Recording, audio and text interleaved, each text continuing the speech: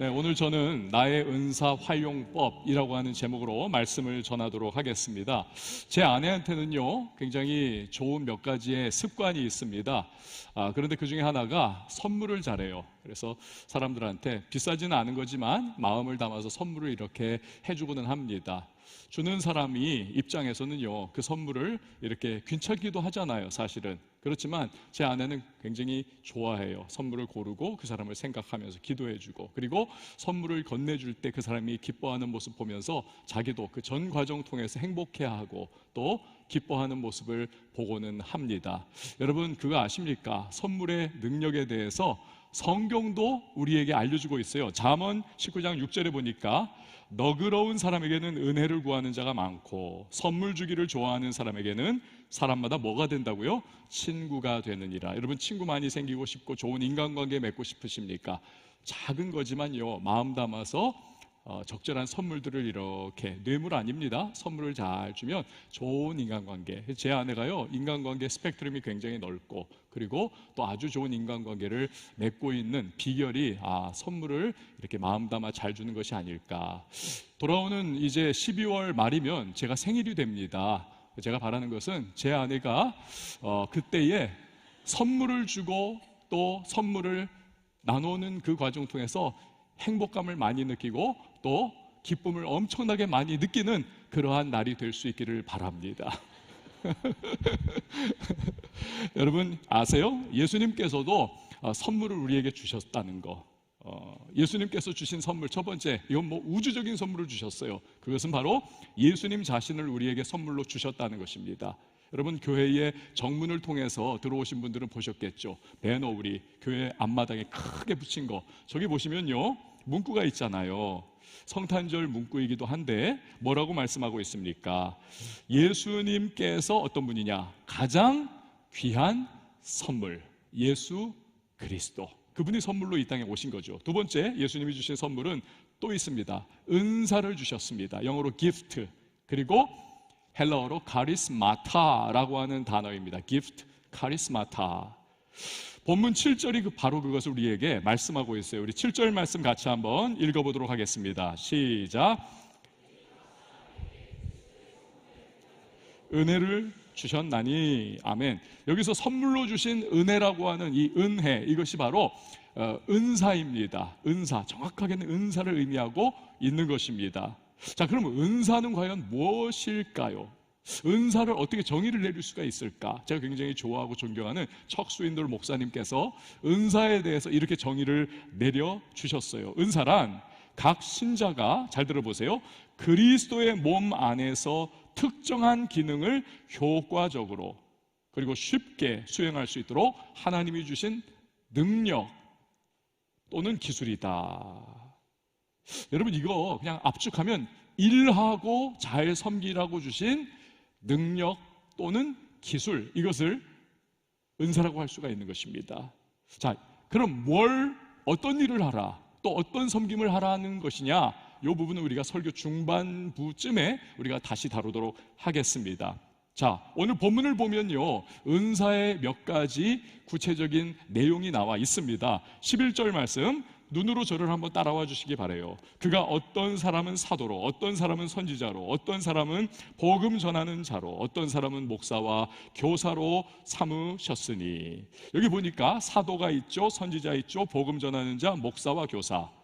이 직분들은요, 1세기 사도 바울의 시대의 교회 안에서 있었던 다양한 직분입니다. 그런데 이 직분을 가진 분들의 공통적인 은사가 있었습니다. 그것이 바로 가르치는 은사였어요. teaching. 이 teaching의 은사를 가지고 있었습니다. 당연하죠. 사도도 그렇고 선지자도 그렇고 복음 전하는 분들도 그렇고 목사와 교사도 그렇고 말씀을 가르쳐야 하잖아요. 그러니까 그들의 공통적인 은사는 가르치는 은사다. 사도 바울은요, 로마서 12장에서도 은사의 몇몇 종류를 우리에게 나열을 해주고 있습니다. 보세요.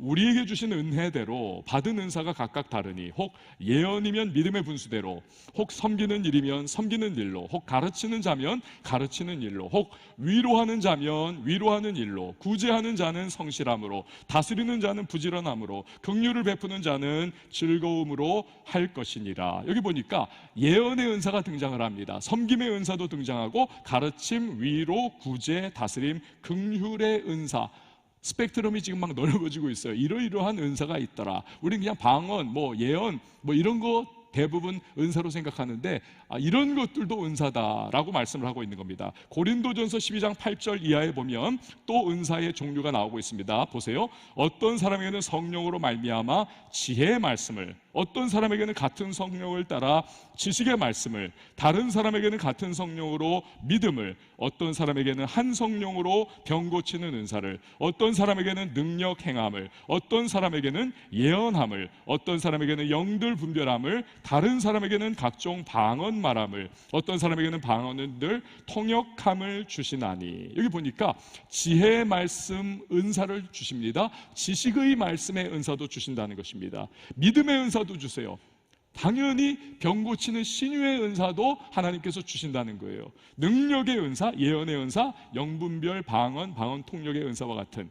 그러니까 우리가 이걸 좀 정리를 해보면요, 신약 성경을 보면 약 20개가량의 여러 가지의 은사가 다양하게 펼쳐져 있는 것을 우리가 알 수가 있는 것입니다. 그래서 오늘 본문 7절에서도 우리 각 사람에게 은사를 주셨다는 것입니다. 우리 각 사람에게, 즉 사람마다 성격이 다르고 우리 지문이 다 다르지 않습니까? 그런 것처럼 하나님께서 우리에게 주시는 은사의 종류도 다양하고 각각에게 꼭 적합한 것을 주신다는 것입니다.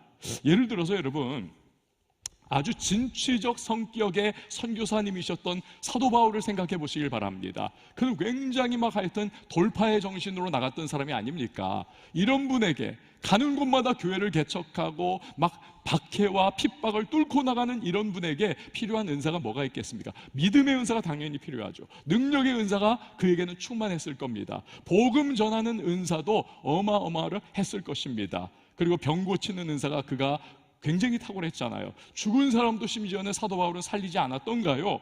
이러한 분이었습니다. 자, 그런데 반면에 초기에 사도 바울의 동역자이기도 했고 나중에는 찢어져 버렸던 바나바라고 하는 인물은 어떻습니까? 이분은요, 배포가 넓고 그리고 푸근하고 인격이 굉장히 따뜻한 그러한 성향의 분이었습니다. 하나님께서는 바나바에게는요, 위로의 은사, 위로도 은사입니다. 위로의 은사를 풍성하게 부어주셨습니다.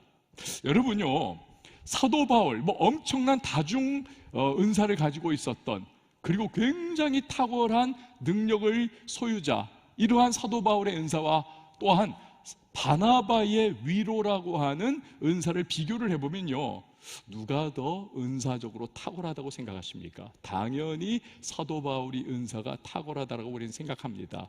그렇지만 꼭 그렇지는 않다는 것입니다.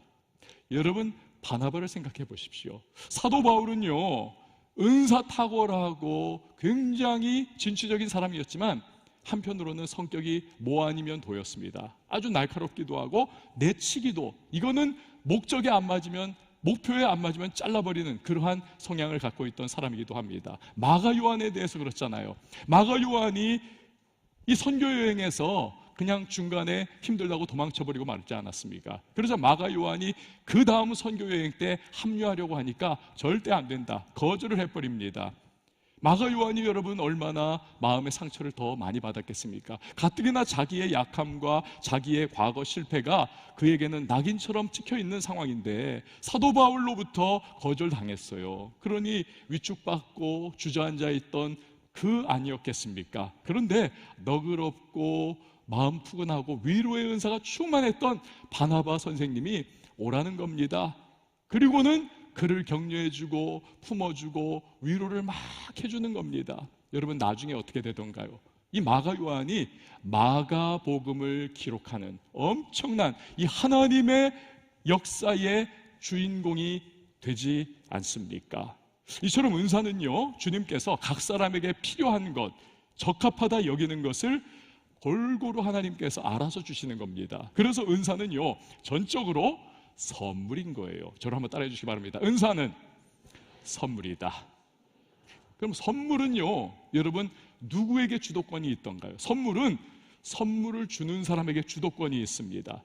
내가 주고 싶을 때 내가 원하는 것을 저 사람이 이거 좋아할 거야 생각해가지고 주는 것이죠. 물론 사람은 종종 선물을 잘못 줄 때도 있습니다. 그 예를 제가 한번 들어볼게요. 제가 전에 저희 막내 아들에게 이 녀석의 옷을 한번 좀 아빠가 처음으로 한번 사줘야 되겠다.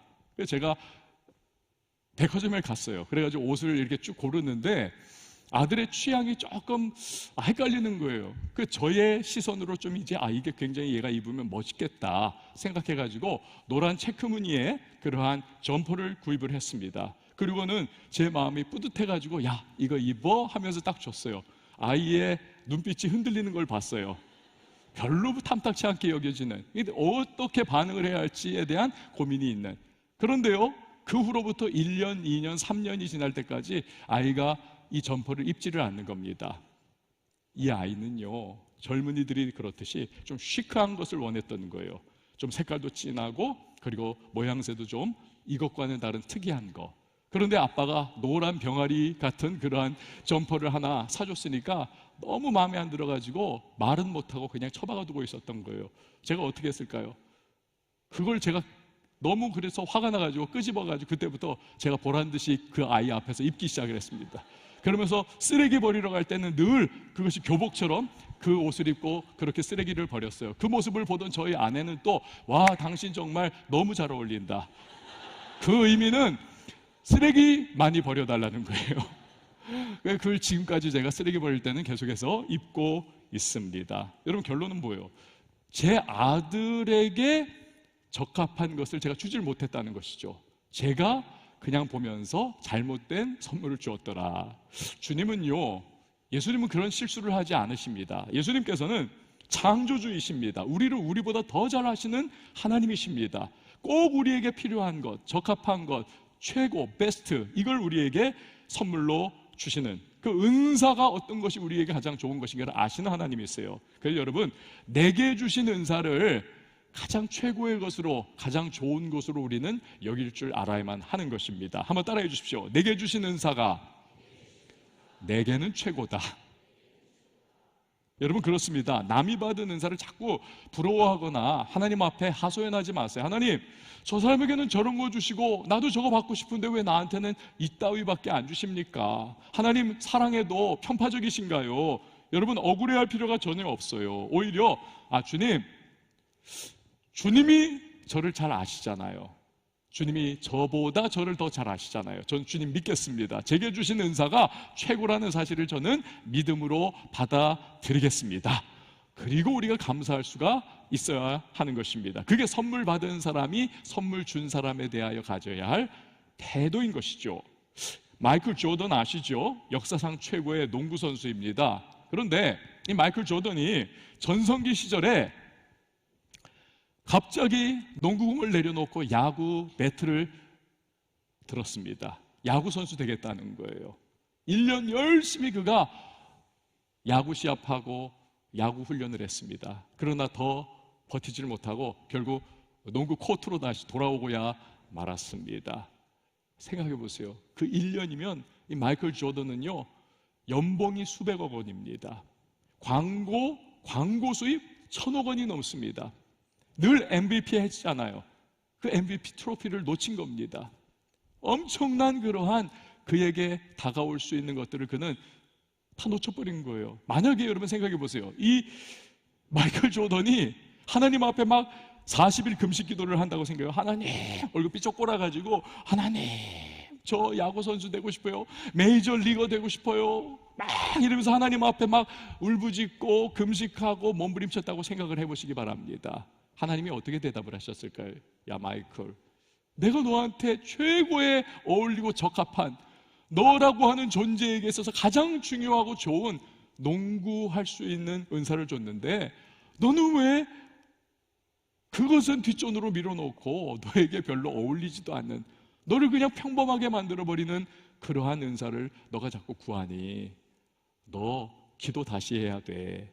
여러분, 어쩌면 우리 중에도 이와 비슷한 경우가 있을지 모릅니다. 이미 하나님이 주신 은사가 있어요. 그리고 하나님 입장에서 바라보실 때 우리의 창조주께서는 이게 가장 우리에게 적합하고 우리에게 지금 그리고 우리의 삶에서 이것이 필요하다라고 주신 겁니다. 근데 그것을 내팽개쳐버리고 우리는 대수롭지 않게 여겨요. 다른 걸 자꾸 달라 그러고 부러워하고 비교하면서 우리는 비교 하위에 빠져드는 이러한 모습을 우리가 보이고 있습니다. 다시 한번 강조드립니다. 여러분, 작던 크던 간에 주님이 내게 주신 은사야말로 내게 최고요 가장 귀한 것임을 여러분 꼭 믿으시기를 바랍니다.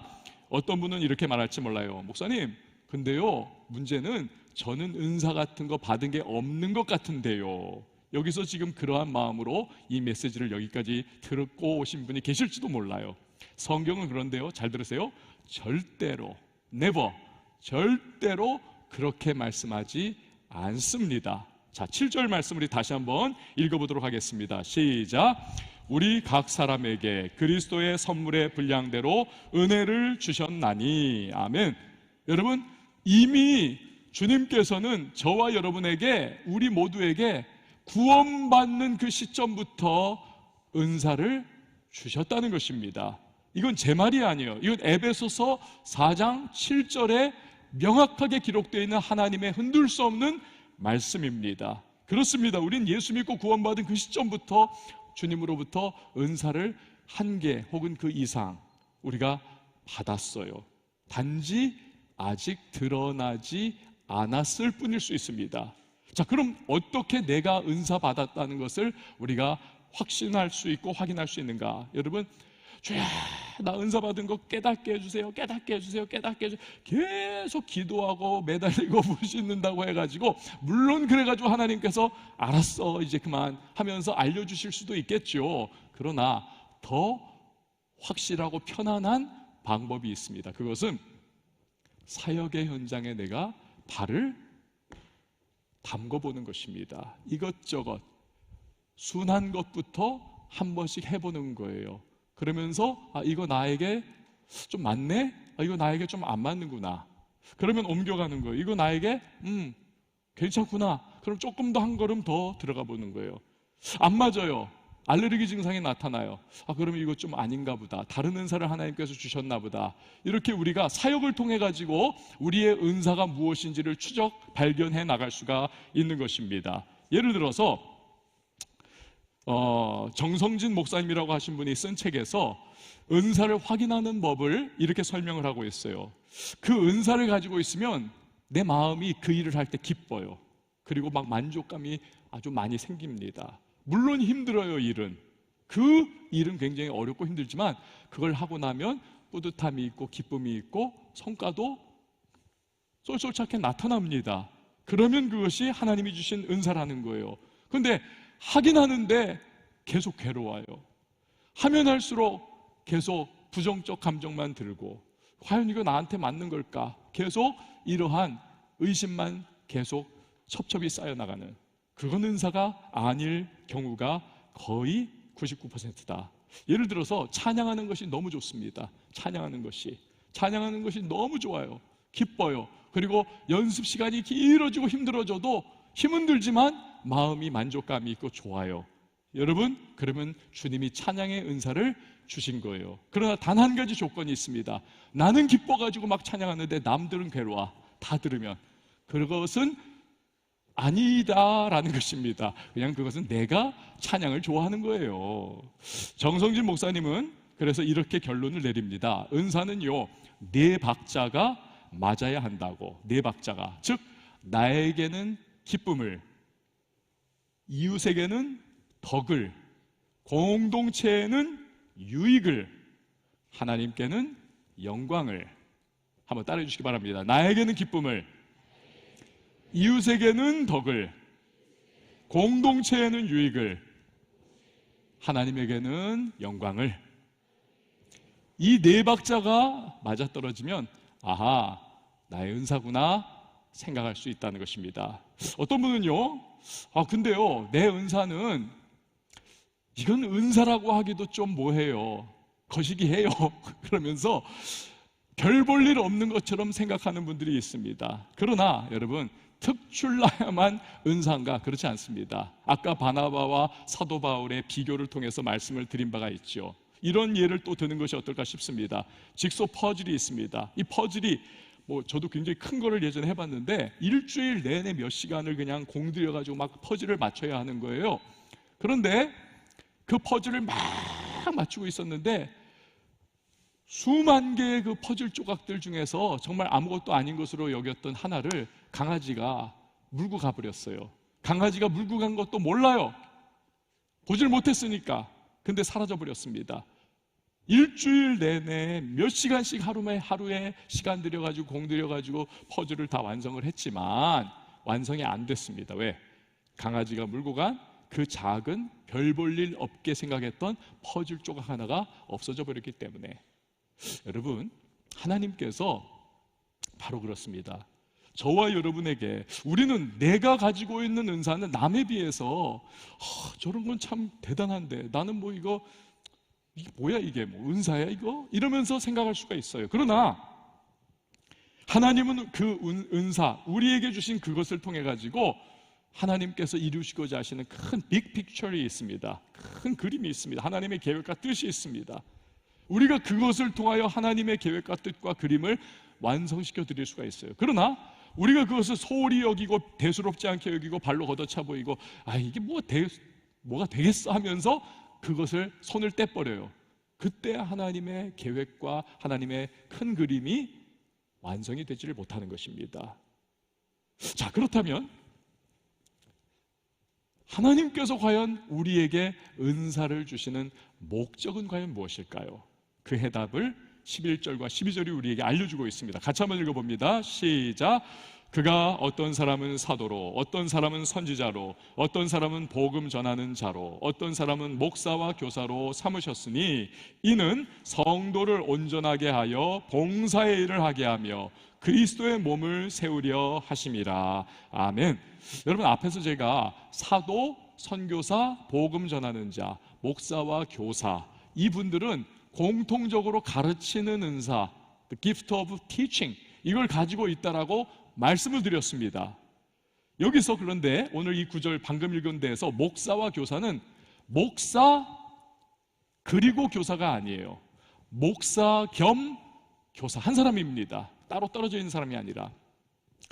왜 그러냐 하면요, 지금 사도 바울의 시대에는 목사, 이제 사도 1세기잖아요. 그때는 선지자도 있었고 사도도 있었고 복음 전하는 자, 오늘날로 말하면 선교사죠. 복음 전하는 자도 있었고 목사와 교사도 있었습니다. 당연히 목사님이 교사죠. 성경교사, 바이블 티처, 말씀 교사입니다. 그거 하나예요. 그런데 1세기 이후 오늘날 21세기를 살아가는 저와 여러분에게, 여러분, 사도는 이제 더 이상 없습니다. 예수님을 직접 보고 직접 명령을 하달받은 존재 없습니다. 선지자도 이제는 없습니다. 그러나 복음 전하는 자는 있죠. 먼 곳에 나가서 선교 사역을 감당하고 있습니다. 그렇기 때문에 이제 교회, 오늘날의 교회 안에 있는 유일한 가르치는 공식적이고 또 전문적인 사람, 목사와 교사, 목사님인데 성경교사. 그러니까 미국에서는 존 메가더 이런 유명한 하여튼 목사님들을 이렇게 처음에 소개를 할 때 목사이자 성경교사이신 아무개 이런 식으로 소개를 하고 있는 것입니다. 자, 그러면 왜 주님이 교회의 말씀을 가르치는 목회자, 저 같은 목회자들, 우리 목사님들 같은 목회자들을 포진을 시켜 놓았는가? 그것은 오늘 12절 말씀 보니까 성도를 온전하게 하여 봉사의 일을 하도록, 성도를 온전하게 하여 봉사의 일을 하도록. 여러분, 여기서 이 온전하게 하다라고 하는 헬러 단어는요, 뼈가 부러져 있는데 이 부러진 뼈를 접골하다, 다시 붙이다라고 하는 의미를 가지고 있습니다. 여러분, 뼈가 부러졌어요. 이 팔이 부러졌다고 생각해 보시죠. 제 아들이 예전에 팔이 부러졌었는데, 팔이 부러지는 그 순간부터 이 팔은 몸에는 붙어 있지만 제 역할을 못 합니다. 있으나 없는 것과 같습니다. 힘이 없습니다. 노릇을 못 합니다. 아무런 의미가 없는 존재가 되는 것입니다. 교회 안에 붙어는 있어요. 그러나 봉사하지 못합니다. 은사를 활용하지 못합니다. 그것이 부러진 뼈 같다는 거예요. 이 부러진 뼈를 다시 접고를 해요. 당겨가지고는 고통스럽지만 다시 맞춰가지고 부목을 댑니다. 그러면 어떻게 돼요? 다시 뼈가 붙습니다. 제 역할을 감당합니다. 그리고 힘이 들어가기 시작하고 온 몸을 건강하게 움직일 수 있도록 그렇게 작동 기능하기 시작하는 것입니다. 여러분, 목회자가 하는 일이 바로 그와 같다는 거예요. 모든 성도 여러분 한 분 한 분들은 다 자기만의 고유한 은사를 하나님이 주셨습니다. 나름의 은사가 있어요. 근데 많은 이가 부러진 뼈처럼 은사를 제대로 활용을 하지 않습니다. 있으나 마나한 상태예요. 그래서 저와 우리 목사님들 같은 목회자들이 이런 성도들을 가르쳐 가지고 다시 제 역할을 하도록 이끌어가는 겁니다. 독려해 주는 거예요. 도와주는 거예요. 그래서 모든 성도가 봉사의 일을 하게 하는 것입니다. 그 결과가 무엇입니까? 12절 마지막 부분에 보면 그리스도의 몸인 교회를 세워나가는 것이라는 겁니다. 교회를 세워나간다. 여러분, 야구장이라든지 축구장에 가면 어떻습니까?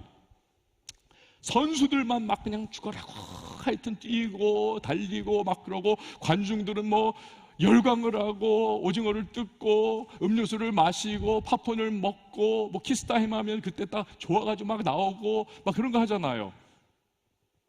여러분, 이건 야구 경기장이나 축구 경기장에서는 당연한 건데 오늘날 한국 교회 안에서도 이런 일이 비일비재하다는 것입니다. 목회자가 선수가 되어가지고 목회자들 또는 몇몇 사역자들만 막 죽으라고 뛰어요.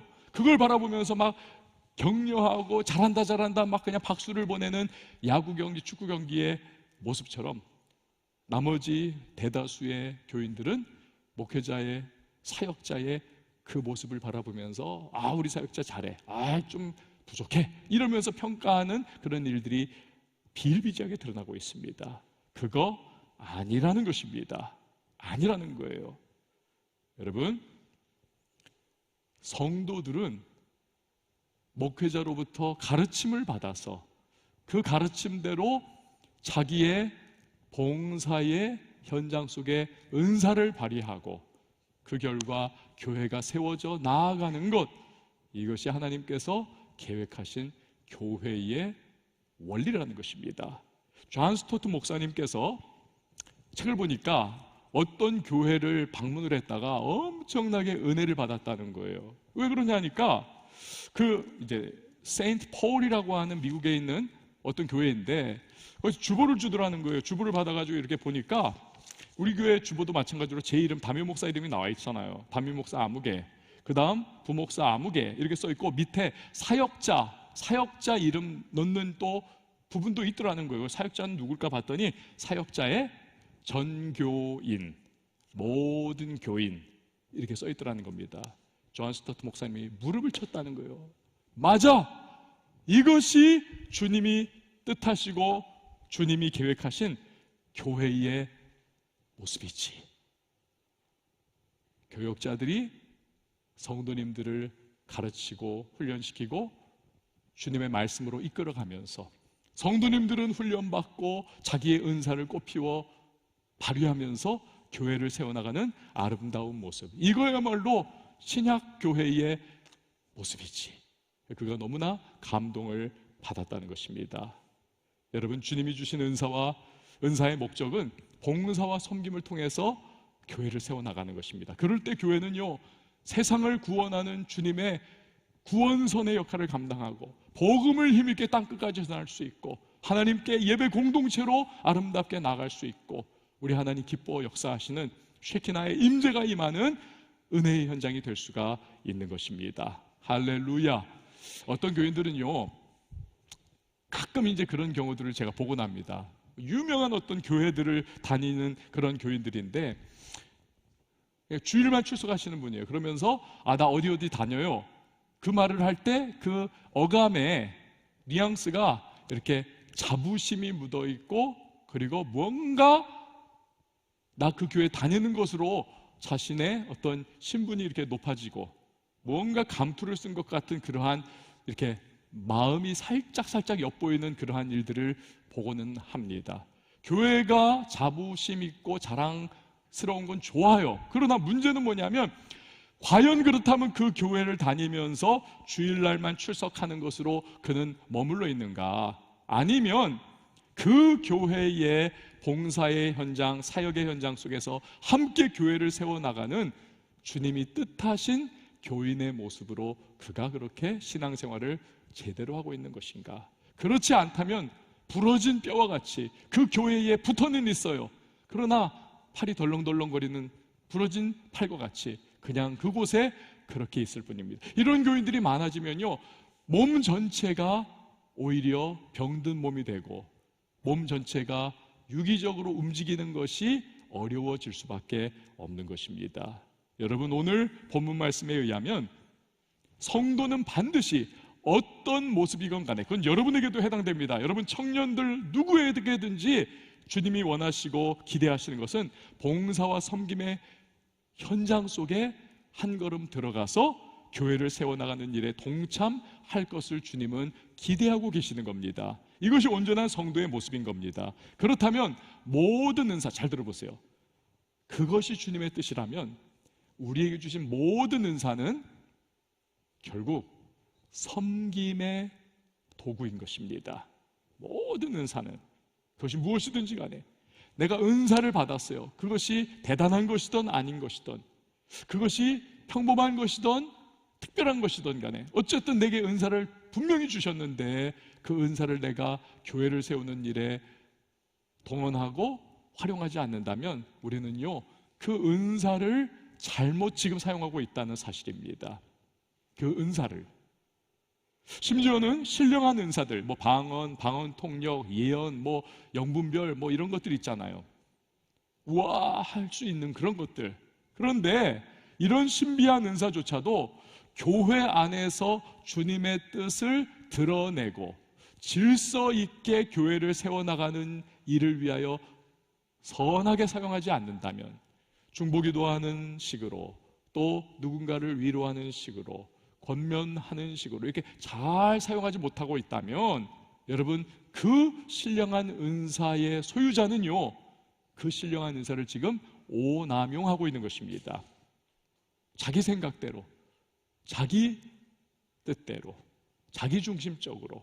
심지어는 그 은사 받아가지고 니들은 못 받았잖아, 나는 이런 은사 있어, 방언하고 방언 통역하고 난 예언하고 나 영분별하고, 이런 마음으로 교만하게 그것을 생각하고 사용하고 있다면 여러분, 주님이 기뻐하시지 않는, 오히려 교회의 덕을 허물어 가는 그러한 모습이에요. 그래서 은사가 오히려 그에게는 심판의 통로가 될 수밖에 없는 것입니다. 무서운 거죠.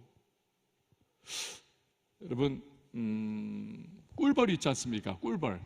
이 벌통 안에 약 8만 마리 정도의 벌들이, 지금 여러분 보시지만 저런 벌통 안에 8만 마리가 거기 막 몰려가지고 산다 그래요. 어마어마하죠, 숫자가 8만 마리.